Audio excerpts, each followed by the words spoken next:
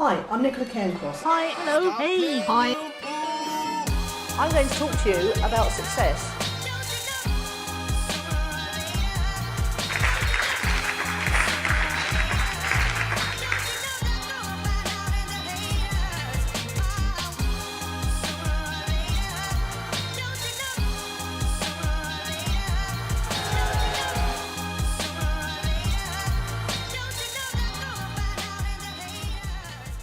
Yes.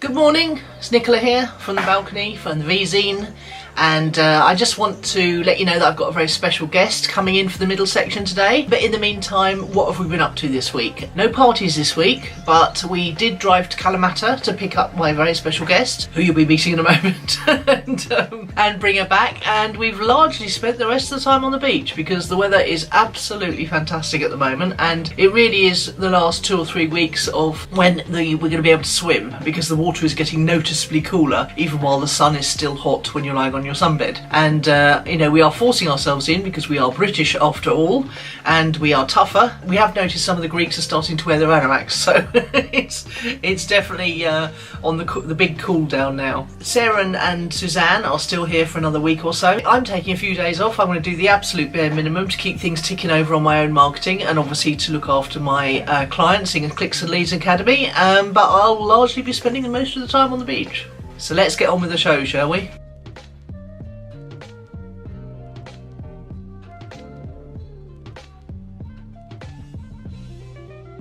I am delighted this week to welcome a very special guest. This is Susanne Jorgensen.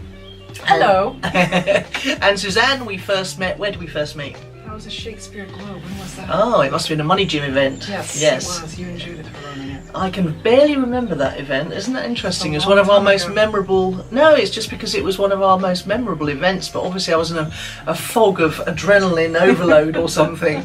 So how did you hear about us before that? Gosh, I'm just probably on Facebook, actually. Yeah, well, I don't know if it'd been invented in those days, so email it must have been, perhaps. No, you don't know. I don't remember. Anyway, sometimes you just meet people and there's something about their energy that's very attractive, and something about the way they carry themselves or talk or whatever. And it's happened to me with a few clients. I've been really lucky that people become clients, then they become friends. And Susanne came on holiday with our kids to Spain. 8 years ago. 8 years ago apparently. And she's had a really up and down time since then. And if you follow Susanne on Facebook, she's looking absolutely brilliant, as you can see, which is jolly annoying. It's a Greek lifestyle. 2 days in and I'm like, So tell us a bit about how you're finding Stoupa, and then we'll get into the core topic, which is because Susanne is a psychologist, a proper bona fide trained one as well. I like kissing though. I keep things simple. Yeah. So what do you think of Stoupa then? Stoupa is beautiful. I love it because of the simplicity of it. Mm-hmm. Buildings with the natural stone, gorgeous. Went for about an hour walk this morning. Mm-hmm. Yeah, very healthy. Quaint. Just, it's hard to describe. I can't even capture it on film. Yeah. I'm taking pictures. I look at it like, no, it doesn't capture it. Yeah, it's difficult, isn't it? Really lovely. That's what we like, because the brochures just make it look really ordinary, but actually when you get here it's not at all. And the weather, it's going to be 28 degrees today. Is it? Well, best we get down that beach as soon as possible, as soon as we've done this, in fact. And you can walk everywhere. That's great too. You can walk to the beach, you can walk to the different restaurants, and very human sized. Yeah, really Shoreham was human sized, but it wasn't quite as good weather. That's the thing.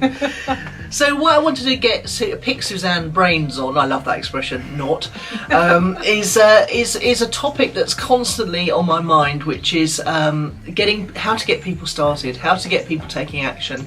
And I know that it's a topic on most coaches' minds, because it's the one thing, if we can just get you going, we can get some momentum building. But people are so fearful of starting, and especially with my Be Everywhere online program, which is getting such great results for the people who actually get started and do something. But it's getting people to just take that initial step, and to be, even if it's not talking to camera like this, but perhaps getting interviewed by a friend, or even producing some PowerPoint slides and talking over those to create audio. What do you think it is, Susanne? I mean, what do you think holds people back from taking that first step and taking action? Oh, I have lots of thoughts, and interesting for me, I've actually struggled with, me, I'm a gym person, exercise, walk, I like moving my body. And it's taken me months to get in the gym. Something I'm passionate about, I love doing, into health. And I was like, wow, what is that? Why is it taking so long? So part of it, I think, is if the rewards aren't immediate enough. So if you know you're going to have to work for them for a long time. Yeah. And I think if your why isn't powerful enough, because when I went through my breast cancer treatment, 3 months later, I was training to climb a 14,000 foot mountain. But this time, I couldn't manage to get in the gym for months.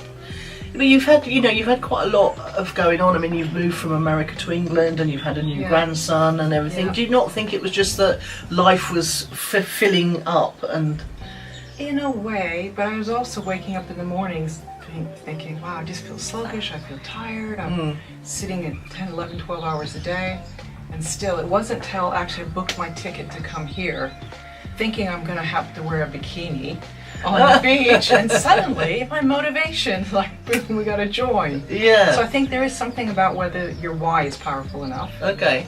So that's interesting, because that was an internal why, because you were coming out to stay with two people you knew were not as slim as yourself, and you were going to a beach where it's quite an elderly population here, and that, retired people aren't the most athletic looking. Right. So what made you think that you had to look great on a bikini when you were going to be surrounded by people who don't look great? Well, I didn't even have that context. For me, it's just how was I going to feel. Okay, so it's an internal thing for you. More about how how I'm going to feel. So what is that internal validation or external versus external validation? That was internal. Yeah. And the climb that I did was both internal and external. That was just about proving that you're alive and it was able to do it. Exactly, and there was a bigger cause behind it. Oh, okay, to help the people that helped you. Yeah. The other thing is, I think it's easy to get used to our excuses. So this time for me, starting in the gym was like, no, I'm a bit too tired after work. Well, the days are still long. I can just go for a walk. Yeah. And I think we actually start wiring in lots of excuses. Yeah. And that then becomes habitual.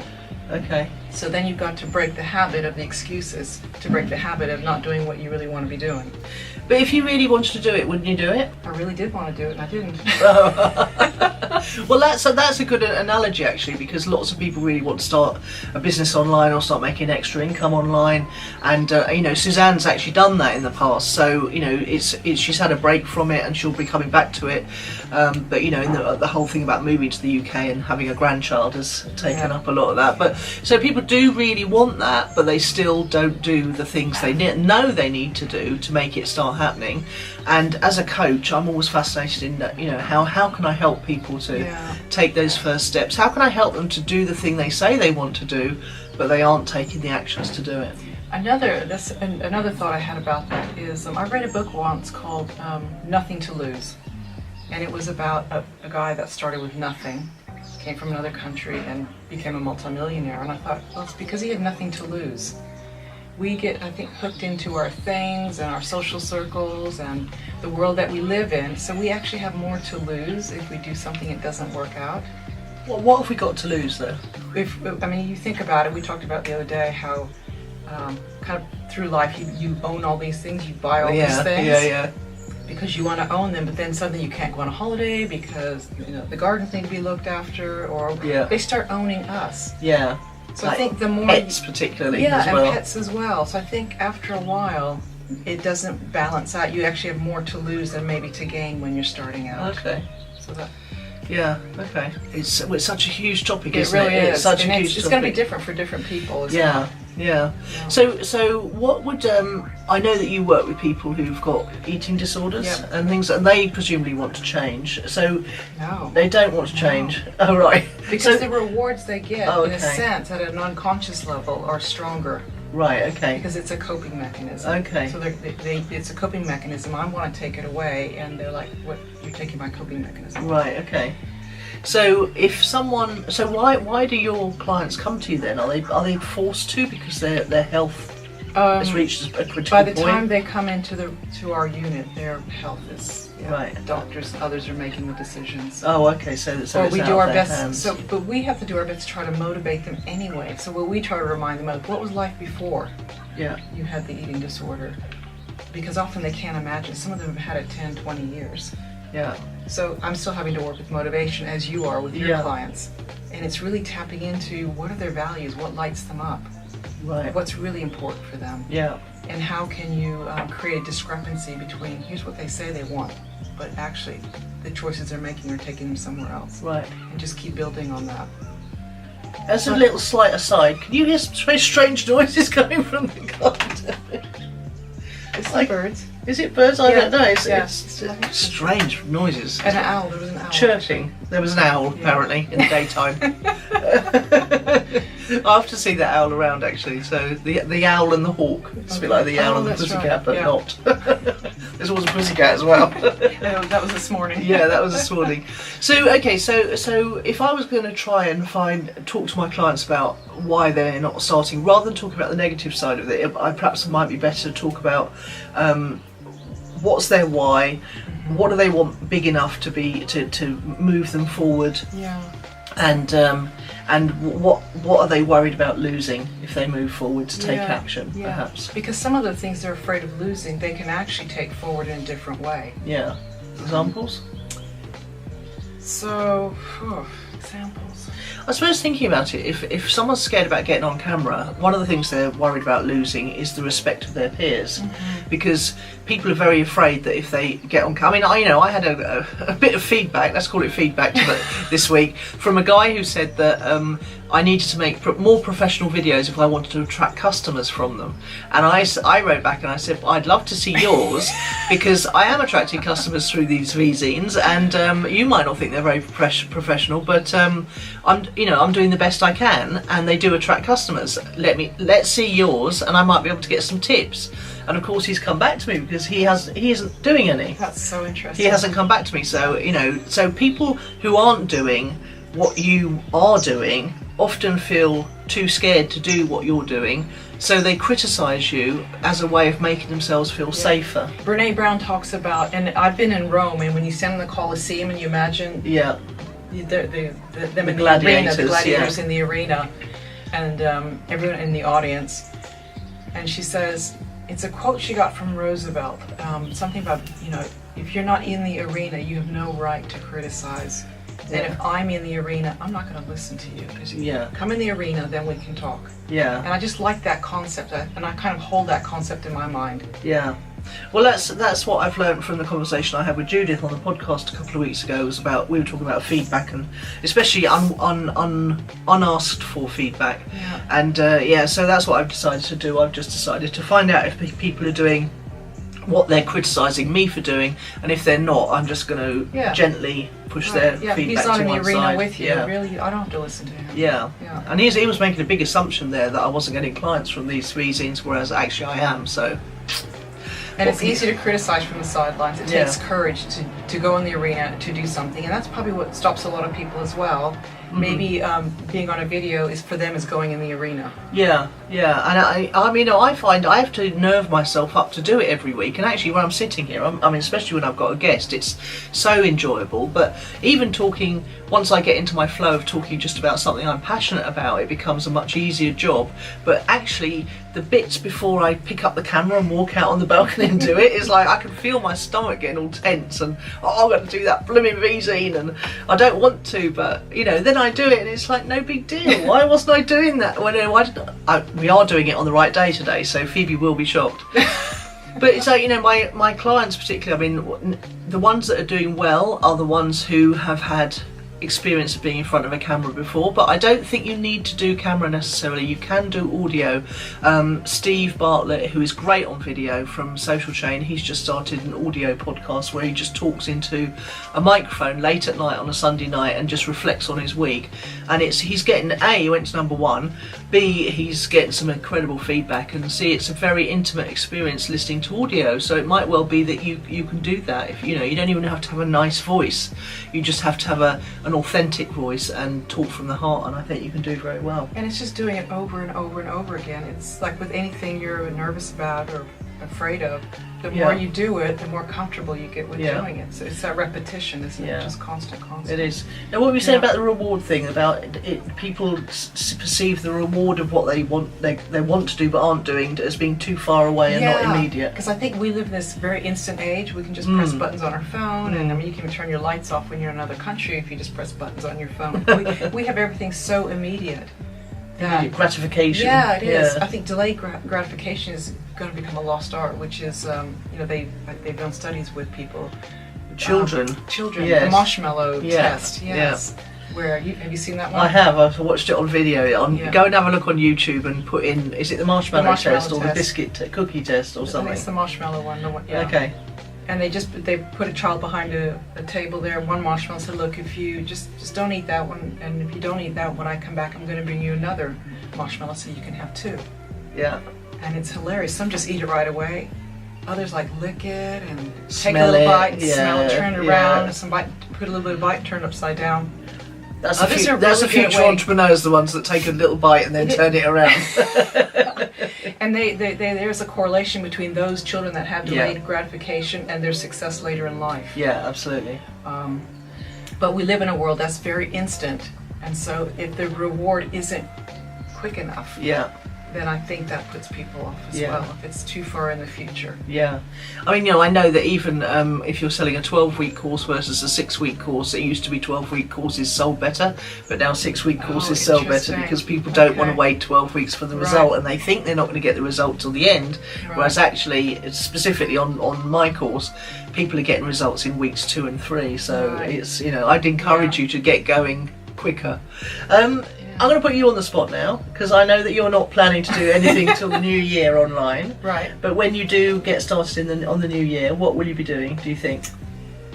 Oh, well, I have my unwritten book, Mm-hmm. which really it's about resilience. Uh-huh. It's about what you do when life throws you one. And life did throw you a big one, didn't it? Yeah, And I just admired the way you handled that and took us with you on the journey, but not, there must have been many dark nights of the soul, and you did share a few of those. Yeah, I did, yeah. But not in a way, just in an inspirational way. You did a great job on that. for me, my kind of the philosophy is you can't control what happens to you all the time, Mm-hmm. but you do have a choice about how you respond to it, and how you respond to it has a huge impact on how you get through it Yeah, and what happens afterwards. yeah. So that was the mindset I was coming from. And just one example, I was losing my hair. I was going through chemo, losing my hair. My daughter came out and we decided it's time to shave the head. Just Had take arranged them. that Yeah. and then we arranged a boat trip for the day. We had a barbecue in the evening. We watched G.I. Jane, and then we danced like crazy people in the living room till 1 o'clock in the morning. So we both look back on that. Actually, it could have been quite traumatic, but we both have really fond memories of it. So you really made an effort, yeah. Yeah, yeah. There's a book I love very much by Martin Seligman called Learned Optimism. Okay. And that's Yeah. how you're brought up, and you're naturally a pessimist or an optimist depending on genetic, some, but mainly about the attitude of the main carers who brought you up, and that if you're a pessimist, you can change to become an optimist, and it's all about how people can learn new ways of being and thinking, and if you can learn new ways of being and thinking, you can learn new ways of acting, can't you? Yeah. And behaviour. And it's really about reframing anything in life. If you think of an image, a photograph, if you put different frames around it, the picture actually looks different. And we've got a practical example of this because the water is quite cool, and every time we go in, we could say this water's blooming freezing. We did. I did in the beginning. Yeah. But then we've reframed it to it's so refreshing, and we're definitely going in the water more because it's so refreshing than if we were saying that water's freezing. I'm not going anywhere near it. And it's working. Now we're running in and jumping. Yeah. So refreshing. Yeah. So where can people find you now and in the new year whenever you decide to get moving with whatever you're going to be doing? What's the best place to find you? Well, right now I have a Facebook page, Breast Cancer Support Coach, which I'm going to revamp, and that's probably going to be the page because it's about resilience. It's about how you get through things. Okay. So either come and friend you on Facebook or come and like your page, Breast Cancer Support Coach, and then when that goes through, it's rebranded. If you've liked it and turned on notifications, you'll get notified of any changes. So that'll be cool. Yeah, that's great. All right, so I thought I'd just throw that one in there as a way of encouraging you to take action in the new year. I already am. I'm running my ideas down. Oh, that's excellent. Yeah. Well, you've got to do something on those sunbeds all those hours, haven't you? I find taking a notebook down is very good because the minute you get away from the computer, that's when your ideas start coming. And I think when you're just in a complete different space, your mind just, Physical space. Yeah, physical space. That's where I think traveling is good. Going to another country and just walking around, and your mind can just really free float and be creative.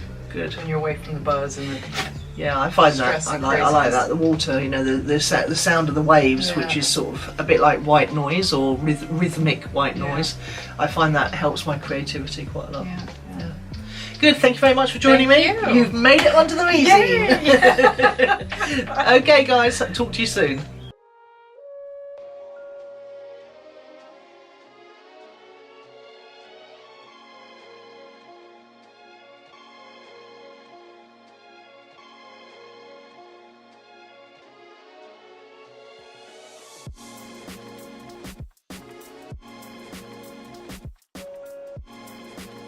So what's on the doobry and what's it this week, you might be asking?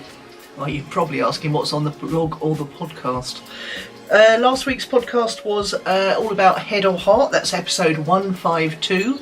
Do you make decisions with your head or your heart or your gut? Do you make them from the soul, as someone pointed out in our podcast group, which you're welcome to join, by the way. Just go look for Own It, the podcast private group, and click join and we'll let you in.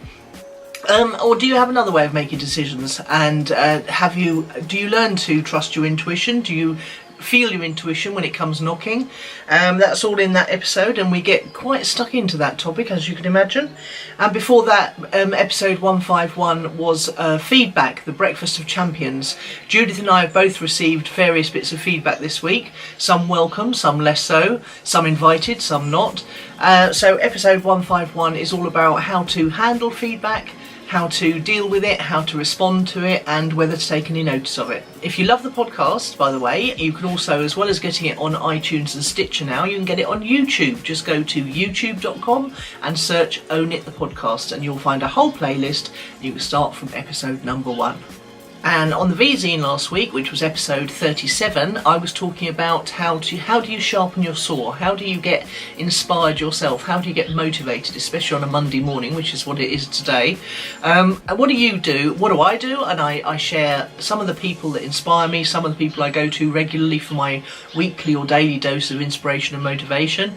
And I suggest how you might be able to find some motivation and inspiration yourself. Hopefully this Vzine gives you a little bit every week. If it does, I'd love to hear from you in the comments. If we're on YouTube, I think the comments are below. Facebook, the comments are below. And if we're on the blog, I think there's a comments link above. So just let me know if this Vzine is inspiring and motivating you in any way. I'd love to hear from you. That's it for this week. See you next week. Clients in my clicks and leads. Will you? That's. Did you say that's? Oh my god. I'm basically taking a few days off. I'm just going to do the bare minimum to keep my marketing. Oh, it's done it again. So let's get on with the show, shall we?